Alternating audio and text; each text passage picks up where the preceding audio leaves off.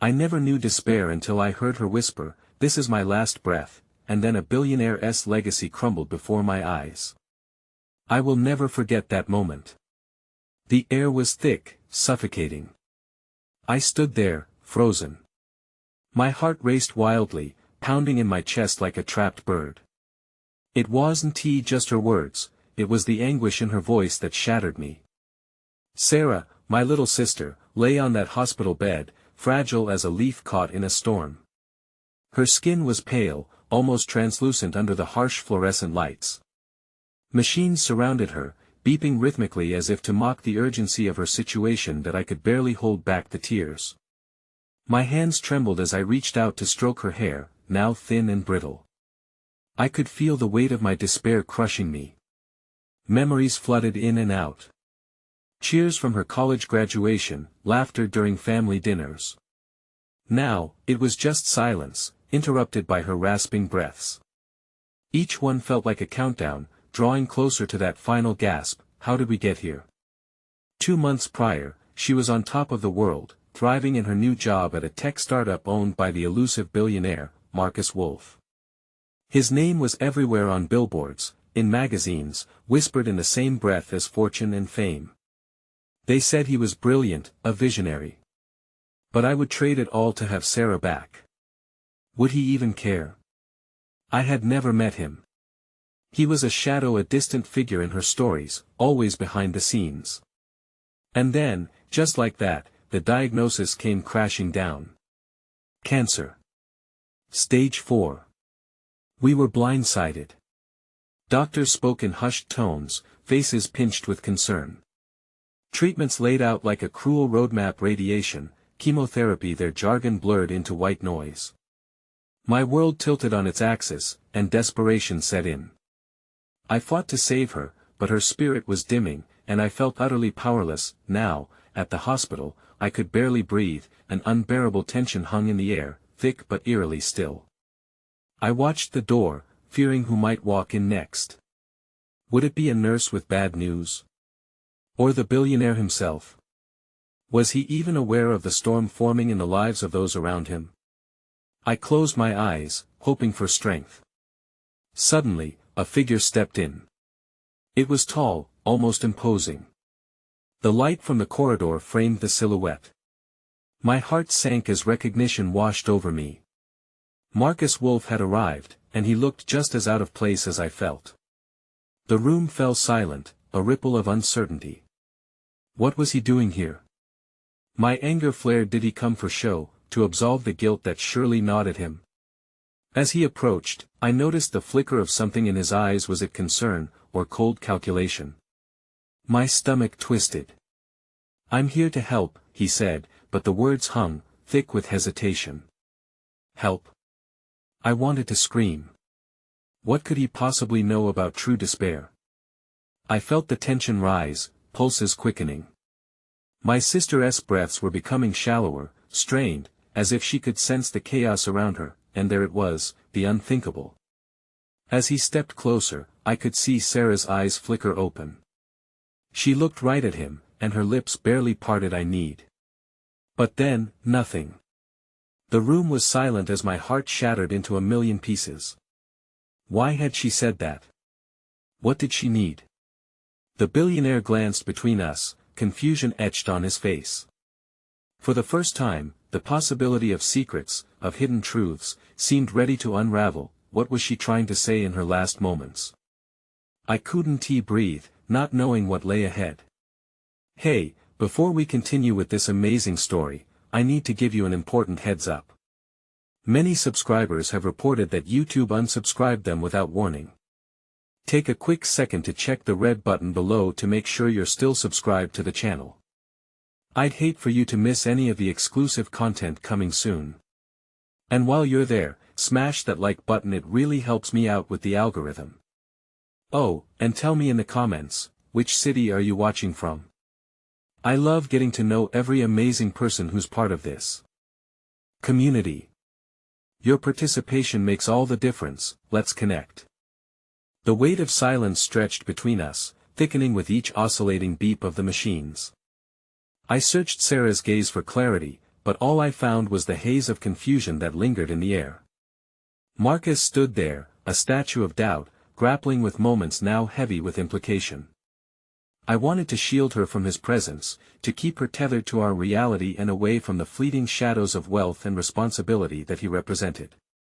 "Sarah," I whispered, brushing her hair off her forehead, the coolness of her skin sending a shiver through me. "You need to rest. Just breathe." But it was too late. Her eyes flitted down, as if she could no longer bear the weight of his gaze, shifting between the two of us like a pendulum searching for balance in an unsteady world. Marcus took an hesitant step closer. He began, and I could almost see the gears turning in his mind. The billionaire was clearly accustomed to taking charge, yet here, in the sterile light of the hospital room, he appeared lost, almost vulnerable. "I didn't know. I'm sorry I didn't come sooner. Why are you here?" It came out more venomous than I intended. A part of me wanted to admit there was a flicker of hope at his presence, but it fought against my instinct to guard Sarah at all costs.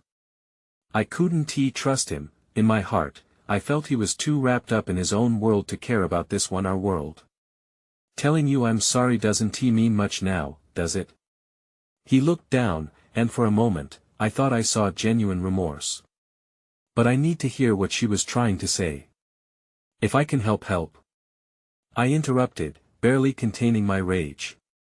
"What do you know about help? You're a billionaire who sells dreams. Do you even understand what losing someone feels like? Standing helpless while the person you love fades away?" His expression shifted. Was that a hint of understanding? It was the look of a man who had built his empire on ambition but was now grappling with a reality far beyond the glossy pages of his magazines. I didn't realize. I only know her as an employee, but she talked about you. About family. I never thought. He faltered, raising a hand and pushing it through his dark hair, ruffling it distractedly. I'd do anything to help her. Suddenly, our exchange was interrupted by a soft knock on the door, breaking the tension. A nurse entered, blushing slightly as she noticed the charged atmosphere, her gentle demeanor a stark contrast to our emotions. "Excuse me, but it's time for Sarah's medication," she said professionally, but her eyes flickered to me, offering a glimpse of empathy that I barely registered. "Just don't leave," I said to Marcus, desperation spilling from my voice. I didn't want to be alone. I tucked my hand into Sarah's, squeezing tight, hoping she could feel my resolve, holding on to the tiniest thread of hope that she might still fight to rise against this darkness. The nurse administered the medication smoothly while Marcus hovered awkwardly at the door, glancing between Sarah and me. I sensed that beneath his polished exterior, something more complicated simmered. I turned my attention back to Sarah's face. "Can you hear me, baby sis?" "Focus on me," I urged, fighting back the tears that threatened to spill over. "We'll figure this out together. You're so strong." As she lay there, a tear rolled down her cheek. Was it in response to my words, or was it the lingering presence of Marcus, standing like a specter from her life? He stepped further in, breaking the stillness. "Sarah, if you want to talk to me, I'm here." "I'll listen," he murmured, no longer the confident tycoon but a man confronting vulnerability he had long buried under layers of ambition. Her breathing grew shallower, eyes heavy with exhaustion and confusion. I leaned closer, almost resting against her. "Just hold on, please, Sarah. Just hold on." The machines beeped steadily, refusing to allow the moment to settle. And then, in a fragile whisper, Sarah turned her gaze to meet mine, summoning the strength to speak. "Be brother," she gasped, the words shimmering like fragile glass. "Please, I need." But she never finished. Her eyelids fluttered shut harder than before, the life sparkling in her eyes dimming momentarily under the weight of an impending storm. "Sarah. No, please. Stay with me." I felt a panic rising like tidal waves in my chest, my heart racing against an unseen clock. The room felt heavy, despair creeping in again as if it had never left. Marcus stepped forward again, urgency seeping into his voice. "We can get her the best treatment. I can prepare everything she needs, but you have to tell me what she was trying to say. What does she need right now? My breath hitched in my throat. It wasn't a simple matter of treatment or care. It was about understanding, unlocking truths that had been buried, perhaps even revelations that dared to connect our two lives. I opened my mouth to respond, but nothing came out. I felt the fissures in my world deepen, the uncertainty clawing at me. And then it all shattered. A sudden clang echoed as a medical alarm blared, sending a shockwave through the room. Code Blue. We need help, now, a voice yelled from the hallway, and panic erupted, crashing through this fragile circuit of hope we clung to. My heart plummeted, a roaring wave of dread washing over me. I could feel the abyss opening, threatening to swallow us whole, and I wondered if this was the end of everything I fought for. In that fragile moment between clarity and chaos, I laid a desperate hand on the arm of the man I still didn't trust, silent prayers rising like smoke into the air. In that desperate silence, I finally understood the depths of my own despair and the slender, haunting line between love and loss. The chaos erupted around us, sharp voices mingling with clattering footsteps as a team of doctors and nurses rushed into the room. Their presence turned the sterile space into a whirlwind of activity, bright lights bouncing off glossy surfaces and heart monitors urgently beeping like a drumbeat of impending doom. I felt the world fracture beneath me, a delicate balance of hope and despair fracturing the moment we fought so hard to maintain. "Get me a crash cart," a doctor shouted, and another responded instantly, their actions commanding while the air thickened with tension. I felt strangely unmoored as they swarmed around Sarah, their hands moving with practiced precision, yet my heart remained anchored to her, each pulse of the machines binding me to her life with a visceral intensity that I barely registered. Marcus at my side, his expression a storm of resolve and anxiety. "What do I do?" he murmured, the confidence of a titan reduced to desperate uncertainty, echoing my own frantic thoughts. My instinct told me to push him away, to demand he remain separate from this space, yet there he was, a reminder of the intricacies that interwove our lives now. Just let them do their jobs," I breathed, knowing my plea was just as much for myself as it was for him. I couldn't afford to falter now. Fear curled within my chest as I looked back at Sarah, her pale form a canvas for all my worrying thoughts. "Stay with me, Sarah. We're fighting for you," I whispered, knowing full well how inadequate those words felt against the backdrop of her fragility. Suddenly, her heart rate began to spike on the monitor, bouncing erratically as if it echoed the deep angst within me. "We're losing her," I heard someone shout, an unchecked fear rolling through the room like a thick fog. "Step back." The doctor barked abruptly, and I stumbled away, feeling as though the ground itself had torn from beneath my feet. My safe haven was crumbling, the very person who anchored me slipping from my grasp. I watched helplessly, straining against the invisible hands that seemed to push me away from her, unable to do anything but falter in the face of a cold, sterile reality. As the medical team worked tirelessly, I caught fragments of their conversation, words like intubate and CPR ringing like distant echoes of fate. My heart sank, pounding insistently in my chest as if trying to warn me of the looming darkness. The sharp smell of antiseptic filled my senses, a reminder of where we stood in this moment. As if sensing the desperation swirling in the air, Marcus took a shaky step toward me, his eyes wide with realization. "What does she mean to you?" His voice barely cut through the chaos, but somehow it felt raw, a sudden connection across the trenches that had lain between us. "Everything," I replied, my voice breaking. It was the truth, raw and unfiltered. Sarah was not just my sister, she was the embodiment of my past, my battles, my light in dark days. She can't go. Not like this." His expression softened, the stoic veneer cracking for a moment. "Then we do what we must. Whatever it takes." There was resolve in his tone, a glimmer of determination that surprised me. Did he understand? Did he grasp how precarious our lives were balanced upon the sharp edge of a heartbeat? An eternity seemed to pass in those few harrowing moments. They worked feverishly, hands flying, their smooth movements well rehearsed. I could only watch, a silent observer to the battle being waged for her life, a war of wills spiraling in waves of trauma and hope, and just then, in the eye of the storm, a fleeting moment of clarity cut through. Sarah wasn't just a victim of circumstance. She was also a fighter. She had endured her battles. She had faced down the sharp edges of despair before and emerged, still standing. My mind flickered to moments, pieces from her life, her laughter, her stubbornness, her unyielding spirit. She had always been stronger than me in ways I could never measure. Sarah. The desperate plea crawled from my throat, raw and aching. You have to fight for us, for everything we've dreamed of. You can't quit now. Please. The machines screamed in protest, and for a fleeting second, I thought I saw the flicker of her eyelids. Just a whisper, barely a spark, but it ignited a flame of hope deep within. Before I could grasp the notion, a nurse reached over and adjusted a few dials, muttering under her breath as she hastily put in place in 4.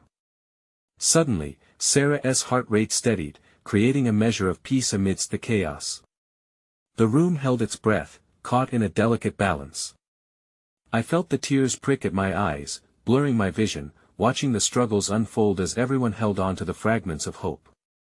In that moment, I turned to Marcus, feeling a blend of vulnerability and strength. Fight with me. If she makes it through this, we'll make sure she never knows despair again. There was a fire in his eyes, a flickering ember barely lit into a flame. He nodded, determination shifting the weight of his past from his shoulders. If nothing else, this moment had forged an unexpected alliance, two paths converging in a symphony of desperation and hope.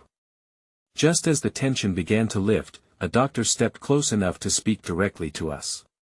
We're stabilizing her for now, but it's critical that you both prepare for what may lay ahead.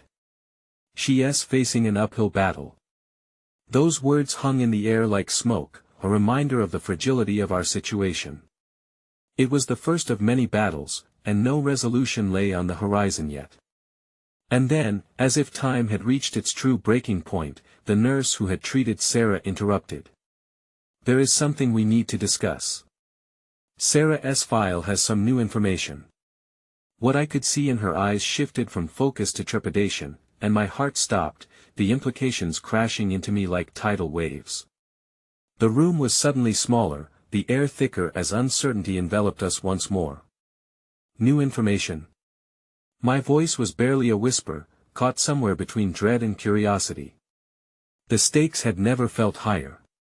And in the half-light of that sterile room, under the weight of hope and trepidation, I realized that this new revelation could either shatter the fragile threads keeping us together or unravel secrets meant to be kept. What lay ahead was far more than I could have imagined, bubbling beneath the surface, ready to fracture our already fragile world all over again. My hands trembled as I grasped the edge of the metal bed. The bright overhead lights ignited a surreal haze, casting harsh shadows across the sterile floor. I glanced over at Marcus, whose knuckles were white against the armrest of his chair. The frantic rhythm of the monitors pulsed, a cruel reminder that we were treading the delicate line between hope and despair, and now the nurse's whispered words hung in the air, heavy and foreboding. New information. I echoed, a hollow note reverberating in my chest. What do you mean? The nurse avoided my gaze, focusing instead on an invisible spot on the wall. There's something in Sarah's medical history that didn't make it to the previous reports. Something we need to address immediately. Panic surged around me, vibrant and chaotic, a mirror to the turmoil thrumming in my veins. What could it possibly be? I demanded, the strain cracking my voice. I felt all the memories of our shared childhood, the laughter, the fights, the quiet moments beneath the stars fleeing from me, leaving behind a void filled with dread. Suddenly, a doctor stepped in, his face drawn but composed. We recently discovered that Sarah was a silent participant in several clinical trials for her condition. We need to determine if the risks associated with those trials could complicate her treatment now. My heart plummeted. What? Why wasn't this mentioned before? The sharpness of my words caught in my throat. My knees felt weak as if the ground beneath me had turned to glass.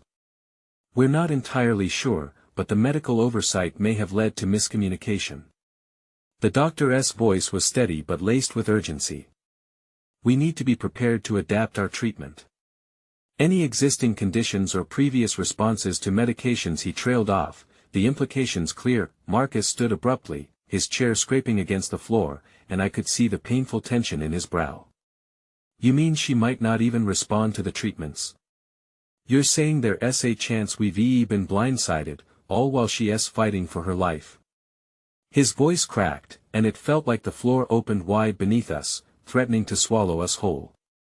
It's a possibility we must confront, the doctor replied cautiously. I know this is a lot to take in, but we need you to prepare for every eventuality. I clung to the edge of the bed, my breath quickening. Did fate really have such a cruel sense of humor?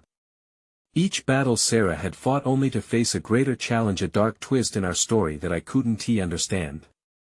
How much more could she endure before she dashed into the abyss? The realization took root deep within me, drawing me into despair, yet a flicker of thought pushed back against the tide. I wouldn't let her fight alone. I wouldn't betray the resolute spirit she had always been, a shield for everyone she loved. Please, I implored, finding strength from somewhere. We have to find out what drugs she was part of, everything they used in the trials. We need to know what we're up against. With every breath I took, I swept my turmoil into determination. There were whispers in the background, the nurses, other patients, muffled voices echoing down the hallway, but they faded into a distant hum as my focus narrowed. This was our battle, we couldn't afford to be sidelined by ignorance or denial.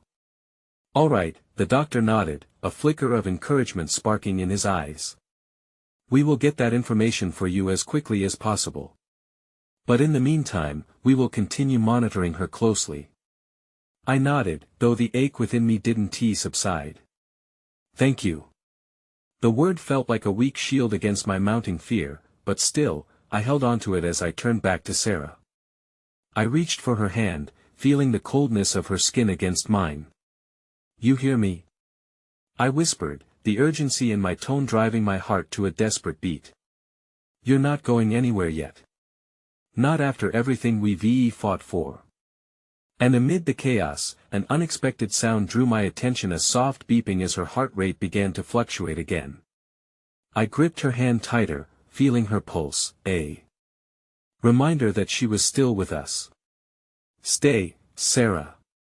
Please. Find a way to fight again, I murmured, my voice growing thick with emotion. Just then, in the corner of my sight, I noticed the nurse again, her expression unusual, almost anxious. I want to help, she stammered, looking in between us, weighing her next words carefully. There are ways we can push for retrieving data from those trials. It's just a matter of asking for it properly. Can you help us? Marcus asked, stepping forward. A sense of desperation mingled with hope, a tiny glow in the vast darkness, urging me to hold on to it. I can do my best, she assured, her voice barely above a whisper. There are channels I can invoke, but it may take some time. There are red tapes and protocols. I don't care about red tape. I snapped, the words escaping before I could stop them. Whatever it takes. We need answers. Understood, she replied, eyes wide. And just when it felt like a spark of resolve ignited the path ahead, my phone chimed against the metal of the hospital bed. The sudden intrusion made me hesitate, but as I pulled it out to see the screen, my heart plummeted. An unknown number flashed before me, but something deep within told me I needed to answer. Hello. I said hesitantly. The voice that answered was startling and familiar, the kind that can twist the handle of nostalgia and dread all at once. Hey, it's me. I know this is the last thing you want to hear right now, but we need to talk. There's something I've just found out about Sarah. The weight of those words washed over me like ice-cold water. A shock ripple passed through my body, and my heart grasped at the creeping sense of inevitability that had come crashing down once again, blending my chaos with the new layers of uncertainty that in that moment, I could do nothing but stand frozen between soaring hopes and the impending shadows, knowing that whatever lay on the other side of that call could shift the very course of my sister's fight. The room felt as if it were collapsing in on itself. I held the phone tighter, the voice on the other end echoing through my mind, ringing sharp against the chaos swirling around us. "What do you mean you found something about Sarah?" I managed to croak out, every word punctuated by the thunderstorm brewing within me. "Please, don't panic," the voice replied, low and steady. It was Lisa, an old friend who had always been more like a sister. "I just got back from researching records. I didn't think it would be relevant, but I came across something linked to Sarah's clinical trials. It might explain a lot." The tremor in her voice reverberated in my chest, igniting a wild sense of alarm. I swiveled my gaze to Marcus, who looked just as unsteady, his face a cascade of worry, frustration, and the ghost of hope fighting for breath beneath it all. "Lisa, I can't handle any more surprises right now. Just tell me." Okay, look, those trials Sarah was in, they weren't just standard procedures. There were unlisted side effects, adverse reactions that could impact her current treatment. If they didn't disclose them, and something in her file could explain her recent decline, she paused, as if bracing herself for the storm that would follow her next words. "It could make things more complicated than we thought. There might even be others like her who faced risks the doctors didn't fully understand." Time slowed around me, and I felt as if I were floating above the crumbling reality of our situation. More complicated? How could it possibly get more complicated? I spat, the frustration spilling from my lips unchecked. "I need answers, Lisa. Not just more questions." "I know," she replied, urgency permeating her tone. "But if we respond to this, if we dig deeper, we might uncover what we need. I promise I'll help however I can. You're not alone." Her words felt like a lifeline in the increasing tempest within me. I wanted to scream, to cry out at the unfairness of it all. Our family was disintegrating piece by piece, and with every new revelation, that fracture seemed to deepen. "Fine," I said, my fatigue crashing into a determination I almost didn't recognize. "Just get me what you can. I'll take anything at this point. We need to do whatever it takes to save her, no matter what it costs." "Okay. I'll contact you soon," Lisa said gently before hanging up, leaving me with the weight of uncertainty still settling heavily on my chest. That I turned to Marcus, who stared blankly at me. "What did she say?" he asked, his voice low, as if too much noise would break the fragile air around us. "Some clinical trials had undisclosed risks. We need everything we can get, whatever might help them understand what we're dealing with." A silence enveloped us, heavy and suffocating. It was then that I noticed the subtle change in Sarah's face, something just beneath the surface that flickered like a candle wavering in the wind. I leaned closer, desperate to catch at the slight twitch of her eyelids or the way her chest rose and fell tentatively with each jagged breath. "Stay with me, Sarah," I whispered, brushing a hair from her forehead, feeling the icy sweat beading on her skin. "We're not going to let this end. Not now. Not ever." But a low beeping interrupted my thoughts once more. I turned toward the machines, their rhythmic sounds shifting, distorting, tightening the knots in my stomach. A nurse rushed in, her eyes scanning the monitors with a precision that struck me as both commanding and terrifying. "Her vitals are fluctuating," the nurse said, her voice clipped with urgency. She adjusted the settings, her movements a practiced dance, but there was an undeniable tension in her demeanor. "Is she in distress?" I asked, uncertainty shattering my resolve. "Not yet," the nurse replied before catching my eye, her expression shifting slightly. "But we need to be vigilant. We're doing everything we can. Just keep talking to her. It can be anchoring." I nodded, forcing a smile, trying to breathe warmth into the coldness enveloping her. "Sarah," I said softly, shifting my focus entirely to her face. "Remember the day we used to build those blanket forts? The world felt like it was just ours back then. No worries, just laughter. We always promised to take care of each other, right?" Tears welled in my eyes as I recalled the innocence of our youth. The fortress of fabric we shielded ourselves beneath, where nothing else mattered, only our intertwined dreams. I need you to fight for us, to hold on to that spirit. We have so much more to share, I can't let you go. Yet, as the minutes rolled into agonizing hours, the beeping from the machines grew more and more erratic, haunting the corners of my awareness. I could feel the ebbing hope around me, stretching thinner with every passing second. "Stay with us, please," I whispered, willing my own heart's beat to resonate with hers, amplifying the rhythm of life in this isolated bubble of fear. Suddenly, the door swung open again, and a flurry of medical personnel entered like a wave crashing upon the shore, sweeping away the fragile peace we clung to. My heart raced, dread seeping under my skin as they surrounded her bed. "Her condition has changed. We have to act fast," a doctor commanded, and all reason evaporated amidst the chaos that erupted in the room. My fingers slipped from Sarah's hand, but not before I felt the faintest squeeze from her. Like a last whisper threading through the storm, a fragile flame fighting against the dark. Time began to stretch as they worked passionately around her. I felt like a silent observer, tears pooling in my eyes as I wrestled with the impulse to leap into action, to do anything to restore that flickering hope.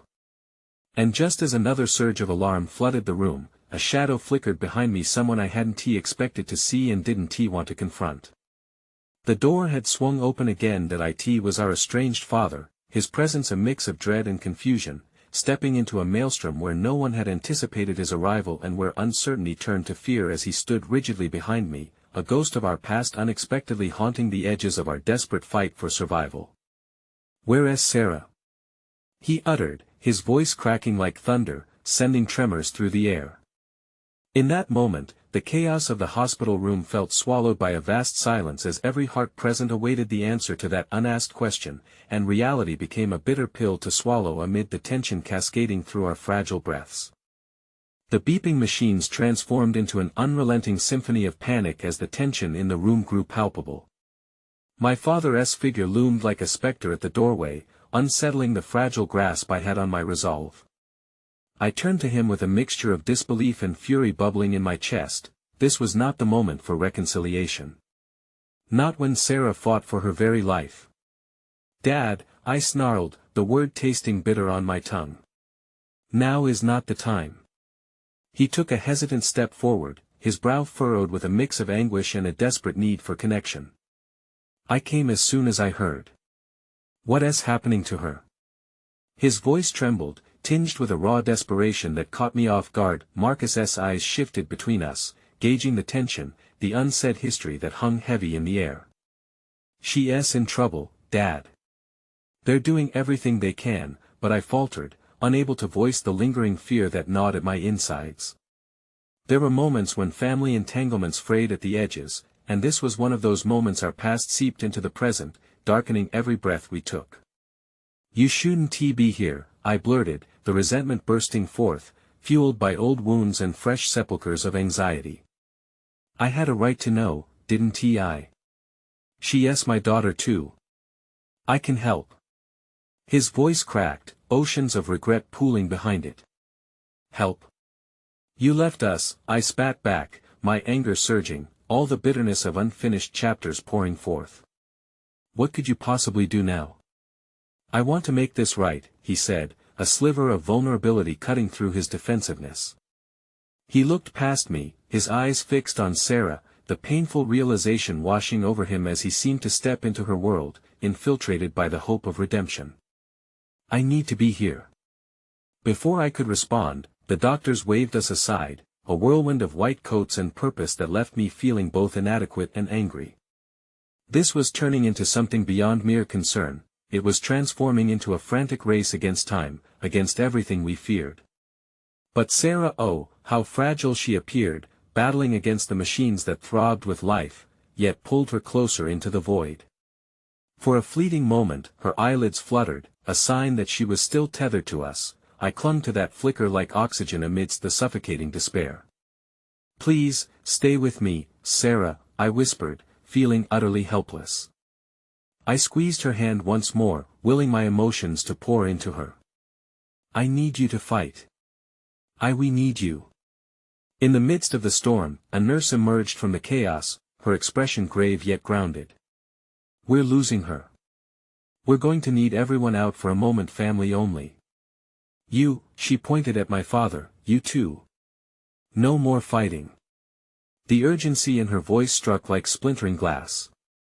We exchanged one last look, a snapshot of all our unresolved grief and longing. As they worked, weaving medical magic of sorts, I felt Marcus draw near, gripping my shoulder.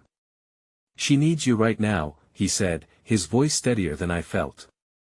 "Focus on her, it's all we can do."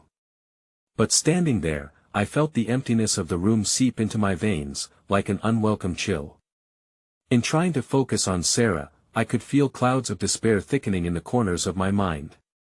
What if the old promises made beneath those innocent blanket forts could no longer be kept? Just then, my phone buzzed in my pocket, vibrating against the cold surface of my hand. I fumbled around to retrieve it, half hoping for news, half dreading what it might bring. A message from Lisa, and despite the gravity of our situation, I felt a heaviness settle over me. "I found something more. It's not good, but you need to know." My heart dropped, conflicting emotions twisting like vines around my throat. As I read the words again, trying to decipher their implications, an unmistakable sound broke through the clamor, a faint but clear, "Mommy." My breath caught in my throat. I turned instinctively toward the voice. It came from the far side of the room, where the walls pulsed with sterile anxiety but suddenly felt alive with unexpected life. My daughter, my baby girl, stood at the entrance, clutching her ragged teddy bear close to her chest, wide-eyed and trembling.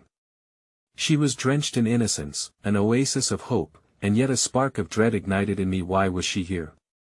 "Mommy!" she cried again, taking a tentative step forward, long curls bouncing gently as if the world had not been reduced to this merciless battlefield. "I was looking for you." A surge of love and panic clashed within my chest, the depths of my soul roaring as I staggered toward her. "Sweetheart, what are you doing here? You shouldn't." But she had already caught a glimpse of Sarah, lying so still and fragile. "Is she okay?" My daughter's voice shrunk into a whisper, innocence clouded with confusion that I could feel reality splitting, the weight of every moment spiraling out of control. "She's fighting," I managed to say, kneeling before her. And just as I opened my mouth to explain further, a scream erupted from the other side of the room, a cry laden with the desperation of a reality I could not yet comprehend. The doctors were moving faster, voices rising in codes laced with urgency that jarred me off my feet. The sight before me became a nightmarish landscape with the heartbeat of chaos, rattling the boundaries of my heart, as I heard it again, Sarah's voice, as fragile as paper, whispering the words that shattered my very core. "This is my last breath," the words echoed, slicing through the air, colliding with the innocence of my daughter standing helplessly by my side, freezing the world around us as reality shifted, leaving me grappling at the fragile strands of hope, broadcasting a devastating revelation that loomed just beyond the edge of my understanding. The silence that followed Sarah's whisper hung in the air like a shattered glass ornament, suspended between hope and despair. Everything around me faded, consumed by an urgency that felt both distant and suffocating. I turned toward my daughter, whose big eyes mirrored the turmoil that assaulted my heart. The weight of my reality began to collapse, the darkness squeezing in tighter, threatening to pull us both under. "Mommy?" she repeated, fear swirling in her voice as she instinctively stepped closer. I took her tiny hands in mine, warmth radiating from her small frame, grounding me amid the chaos. "Sweetheart, I need you to be strong, okay?" My throat tightened as I struggled to maintain my composure, feeling like I was standing on the edge of a precipice where the winds of sorrow threatened to steal my footing. The doctors around Sarah moved with the kind of urgency one only sees in action films, but we stood outside that world, watching their attempts at miracles unfold, desperate yet powerless. It wasn't supposed to be like this, where joy collided with anguish, where love met an unsettling sense of impending loss. A nurse, noticing my precious girl, came forward with a soothing voice that contrasted sharply with the frenetic energy around us. "Hi, sweetheart. You're here for your mom. She's doing her best to keep everything together for Sarah right now." My daughter nodded, still clutching her teddy bear, a lifeline of comfort. "Is she going to be okay?" Her small voice quivered, a fragile note of innocence that cut deeper than any of the alarms blaring around us. That I opened my mouth to give a reassuring answer, but the words stalled in my throat, trapped amongst the urgency of Sarah's situation. Instead, I felt the nurse gently kneel beside her. Sometimes, when people are very unwell, they need a lot of love from their family. Would you like to send Sarah a message? Maybe tell her how much you love her. As my daughter contemplated the suggestion, I took a slow breath, desperate to uphold any semblance of normalcy in the storm. Yes, sweetheart. Tell Sarah how much we're rooting for her. She stepped forward, fumbling for the right words. Sarah, I love you and I'm here for you. Please come back. The simplicity of her plea echoed in the silence that enveloped us, a hauntingly beautiful balm to the cold reality of what was unfolding. For a moment, the machine seemed to quiet, as if the tiny thread of hope she offered resonated even with the relentless beat of life sustaining the very heart that was fighting against the odds. With her innocent declaration hanging above us like an ethereal light, I felt the desperate knot in my chest ease, if only for a moment. I knelt beside her, wrapping one arm around her shoulders, a protective enclave amid a world spiraling into chaos. "That's perfect, sweet girl," I whispered, my voice low and shaky. Just as I thought we'd found a fleeting moment of peace, the doors swung open again, and pounding footsteps echoed through the hallway.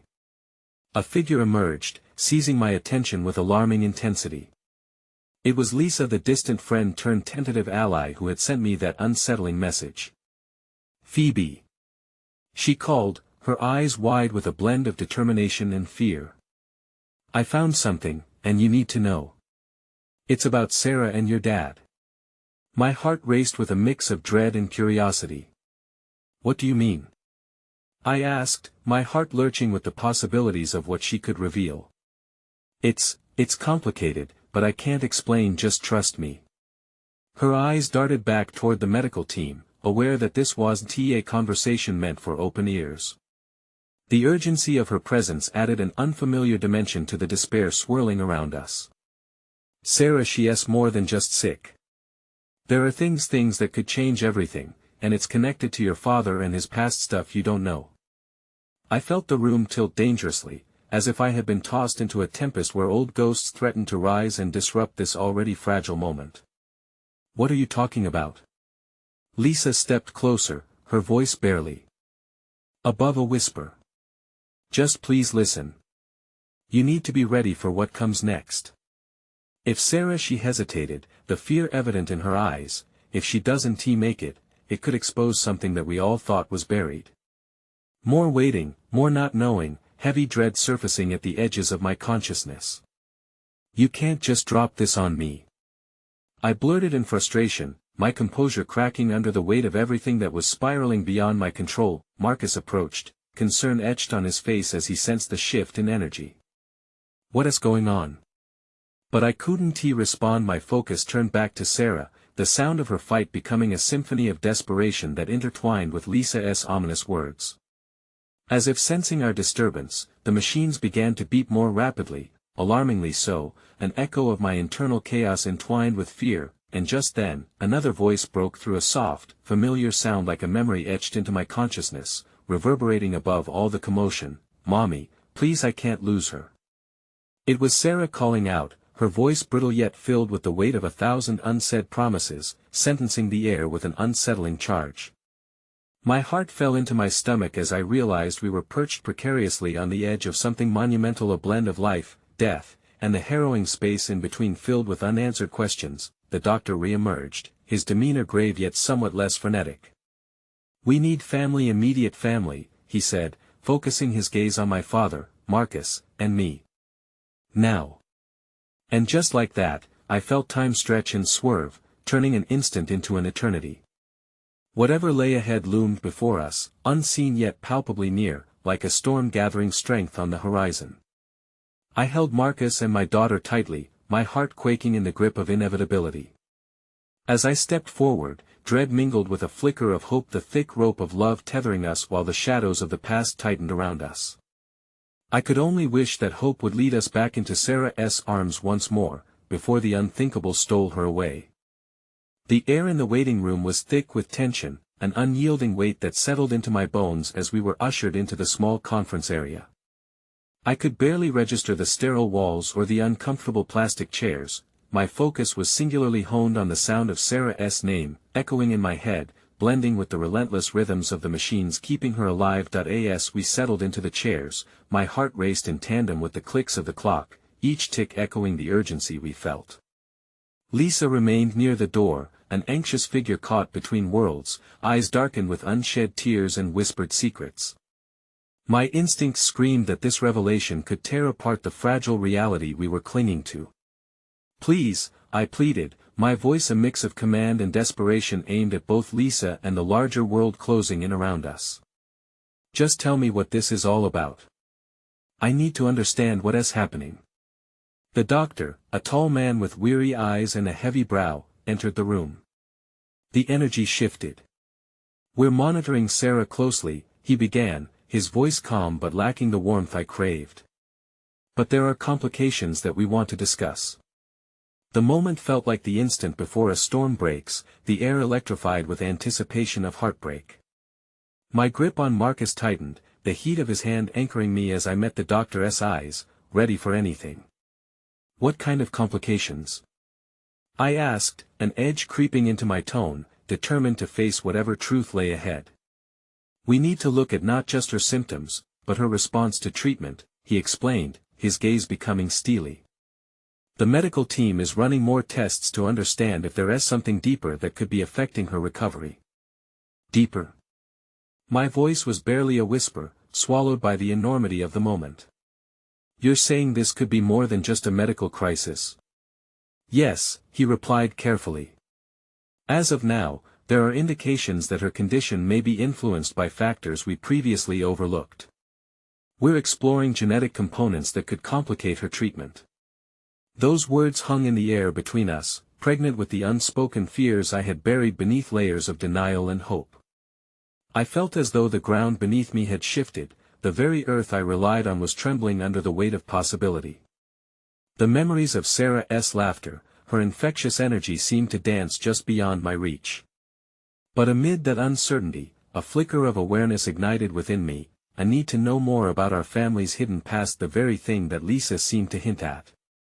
I turned to her. "What do you know about my father and his past? Is this related?" Lisa flinched, the expression on her face a blend of hesitance and recognition. "It's complicated, Phoebe." I only pieced part of it together, but she hesitated again, her eyes glossing with the weight of unshared truths. "Just tell me." I pressed, my frustration spilling over into desperate urgency. "Whatever it is, I can handle it. Your father was involved in something dangerous, a project he didn't fully disclose to anyone," she confessed, her voice cracking. "It might be linked to Sarah in ways we never anticipated, but it's broader and darker than we realized. You have to prepare yourself for the fallout." I felt numb, the edges of my vision blurring as the pieces began to scatter in my mind. Each word was a brushstroke painting a new reality, one that diverged sharply from the road I thought I was on, a road filled with love, laughter, and endless tomorrows. "Why didn't I know this?" I whispered, the grief tightening around me like a vice. "Why now?" "Because Lisa said," voice trembling, "I only just learned it myself. I found documents. Old letters." Her breath caught. "They led me to believe that this isn't just a coincidence. Sarah's illness may be a result of something linked to your father's work." "No," I gasped, the idea of my father being somehow responsible for my daughter's suffering feeling like a knife cutting through the last strands of my sanity. "That can't be true." The doctor cleared his throat, his gaze shifting between us as we stood on the precipice of disbelief and anguish. "These are still hypotheses and require further investigation," he added. "But we need to be transparent." A running ache pulsed within me. The flicker of hope I had been nurturing felt dimmed by the shadows of accusation and sorrow creeping in. Suddenly, from the hallway came a flurry of activity again. More nurses hurried past our room, stealing breaths of our moment with the urgency of unseen storms. Before I could steady myself, the door burst open and another doctor appeared. "We need to get in there," he said, urgency pulsing in his voice. Panic tore through me as he turned, and I blurted out, "Is Sarah okay? Is she breathing?" Feeling unsteady on my feet as the world teetered on the cusp of despair. The doctor met my gaze with a mixture of urgency and compassion. "Her vitals are unstable. She needs immediate attention. Now." Before I could respond, Marcus took my hand tighter, pulling me towards him in a protective instinct. The fear in his eyes mirrored my own as we followed the doctor down the endless sterile corridors, away from uncertainty and toward a reality we had hoped to avoid but now, evidently, faced head-on. My heartbeat thrummed in my ears, a punctuated reminder of all I had to lose. As the doors slid open into the ICU, the sight that met my eyes turned my insides to ice. Monitors beeped erratically, and Sarah lay there, so small among the wires and tubes, the white blanket contrasting starkly with her pale skin. The echoes of her whispers, her laugh, haunted me. But then, amidst the chaos, just beyond the beeping sounds of machines, I heard it the faintest whisper, "Mommy, help." My heart raced back into my throat, her voice a tether that refused to let me drift too far into despair. I took a tentative step forward, but Marcus held me back gently, his eyes pleading, "We need to remain calm for her. She needs reassurance." But how? When everything felt so shattered, Lisa stood to the side, her gaze piercing into the situation, reflecting my turmoil and concern. It was then that I realized that no matter the secrets surrounding my father, no matter the uncertainty of the future, there was an immediate battle to fight. For Sarah. "Stay strong, my love," I whispered fiercely, my voice cracking under the weight of emotions festering in my chest. I reached out, holding her hand, feeling how small and fragile it was, yet holding on tightly, desperate not to let go, every bit of me screaming that she needed to keep fighting. And just then, amid the chaos, the lights above flickered ominously, a flickering reminder of the storm brewing not just outside this space, but in the very fabric of our lives. The fluorescent lights buzzed overhead, an incessant reminder of the world bustling just outside our bubble of grief and uncertainty. Time felt elastic here, stretching moments into what felt like hours, while dread curled around my heart like ivy, choking any semblance of hope I struggled to cling to. My hand enveloped Sarah's as I sat beside her bed, the warmth of her fingers contrasting starkly with the coldness of the machines monitoring her every breath. It was as though every sound was tailored to deepen my anguish. An errant beep, muffled voices in the hallway, the rhythmic ticking of the clock that mocked my fervent wishes for time to pause. She had called for me, but with her faint plea ringing in my ears, the overwhelming reality of her fragility threatened to pull me under. "Mommy, help," the whisper replayed in my mind, drowning out everything else. It was a call that transcended her physical state, reaching into the deepest abyss of my being. What could I do? What power did I have to mend the broken fibers of her life? As if sensing my turmoil, Marcus leaned in closer, his voice steady yet filled with an urgency that spoke volumes. "You've got this, Phoebe. She needs you to stay strong now more than ever." His reassurance was a balm, though worry crinkled the edges of his brow. I could see it, his hesitation to voice what we both feared. Yet, the touch of his hand on my shoulder was a tether, grounding me momentarily as I shifted my focus back to Sarah. "Listen to me, baby," I whispered, my voice trembling. "You're the strongest person I know. Remember when you climbed that tree last summer all by yourself? Or when you insisted on teaching that little boy how to ride his bike? You never gave up then, and you can't give up now, okay? We're right here with you." I leaned closer, my forehead nearly resting against her small frame. "We're not going anywhere." But in my heart, I felt the shadows creeping in once more, that lurking fear whispering its poisonous thoughts. What if this was the end of her fight? What if those words were not just prayers but farewells I hadn't been ready to accept? I could feel the discord between my desperate hope and the creeping despair, waging war within me. Suddenly, Lisa stepped forward hesitantly, her expression a mix of compassion and determination. "I found more," she said softly, her eyes darting from me to Sarah and back again. "I didn't want to let you know earlier, but I think it might help us understand." What do you mean? I snapped, desperation piercing my words as I shot her a glance. What could possibly help us right now? Their essay file something about your father's research program.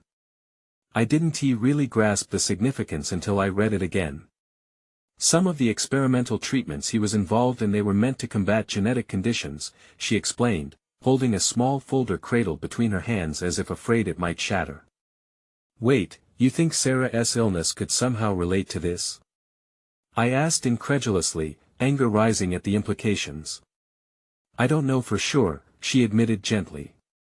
But if Sarah has inherited something, there could be treatments that were never disclosed, possibly radical ones that your father was a part of.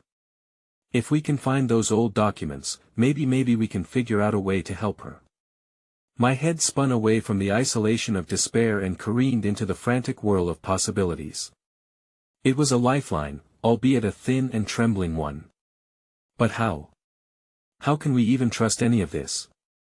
Because, Lisa whispered, her voice breaking slightly, we can't let another generation suffer from the mistakes of the past. We can't afford to let Sarah slip away without at least trying. She locked her gaze with mine, her resolve unwavering. We owe her that much. An icy scream echoed inside my chest, the knowledge that this could be linked to my father, something he had hidden, something that could shatter the remnants of my childhood armor. Yet, as I turned to look at Sarah once more, lost in shadows but still fighting against them, the idea of finding a solution ignited. Something in me I had thought long extinguished a flicker of hope, small yet insistent. I'll help you, I said, determination threading through my voice. But how do we even start? Lisa took a deep breath, the weight of her knowledge evident. We need to get access to his old notes, his computer files. If there's anything that can illuminate the answers, it's there. I will work on it, but we need to be careful. Just then, a nurse quietly entered the room, her eyes scanning the readings on the machines before she offered a faint smile. She is stable for now, but we're monitoring closely. You're doing well, keeping positive for her. That's important. I felt the warmth of her kindness wrap around me as she adjusted a few 4 bags, her movements professional yet gentle. It reminded me that amid the chaos, there were those who truly cared, who could cradle our pain alongside us while stretching the limit of what hope could be. Yet as quickly as she arrived, she was gone, leaving me with the gnawing reality that the serenity in that moment could shatter in an instant. Just as I gathered my thoughts to share them with Marcus, I heard the unmistakable sound of a monitor beeping erratically. Panic gripped my heart, and I lifted my head, only to find the nurse dashing back into the room, urgency stark against her serene demeanor. Quickly, we need to stabilize her. The chaos erupted once more as nurses flooded into the small room, shouting orders over one another as they worked desperately. Sarah's tiny body began to convulse gently, eyes fluttering as though she were trying to battle through some unknown realm, and in that instant, the world spun away, fracturing into spirals of chaos and fear. Each second was drawn out painfully, each moment stretching into an eternity. As machinery beeped and voices shouted commands, all I could do was reach for her, my heart echoing her whisper, "Mommy, help. Please, Sarah," I begged, tears streaming as the bright lights flickered ominously above us. "Stay with me. Don't leave me." And just like that, as I surged forward in my fight against despair, the air thickened with an unshakable dread that something was about to change, but how? Even amidst the tempest swirling around us, I knew one thing for certain: we were caught in an unfolding storm, and the eye of it lay within the battle for her life. I stood at the precipice between hope and despair, the sterile, cold room closing in around me like a vice. Nurses hurried past, their hurried whispers mingling with the frantic beeping of machines that monitored my sister's fragile existence. Sarah was fighting. I could feel it in my bones. She had always been a fighter, a beacon of strength even when the odds were stacked against her. But this time, I felt the insidious tendrils of doubt creeping in, releasing a bitter taste of helplessness. As the chaos unfolded in a whirlwind around us, my father, Marcus, and Lisa gathered at the foot of the bed, the tension palpable. In that moment, we were mere spectators in a horror show we could not control, emotions tangled in a complex web of past grievances, regrets, and unspoken bonds. As I clutched Sarah's hand, I felt the weight of every moment stretched thin, our collective fears intertwining with the dreams of a future none of us were prepared to lose. "Stay with me, Sarah," I whispered, my voice breaking. "You are the heart of our family. We need you. I need you." I pressed my forehead to hers, willing every ounce of love I could muster to flow into her. In that brief moment of connection, I could feel the tension in the air shift, the flicker of her fight dancing just beneath the surface as little by little, I began to believe that perhaps, just perhaps, she would fight her way back to us. Lisa stepped closer, her face clammy with worry, the shadows of the past clinging to her like an unwelcome guest. "Phoebe," she breathed, her voice a fragile thread among the chaos. "I found something. It's connected to your father and the research program and Sarah." I shot her a wary glance, my heart thudding painfully against my ribs as uncertainty churned in my stomach. The thought that my father's past might somehow be entwined with Sarah's fate sent chills racing down my spine. "What do you mean?" I asked, my voice barely above a whisper. "What does this have to do with her?" The doctor paused, momentarily diverted from the frantic scene surrounding Sarah, his gaze shifting toward us with a flicker of concern. "Your father's work, he was involved in groundbreaking research, but there were risks, hidden repercussions that might not have been disclosed."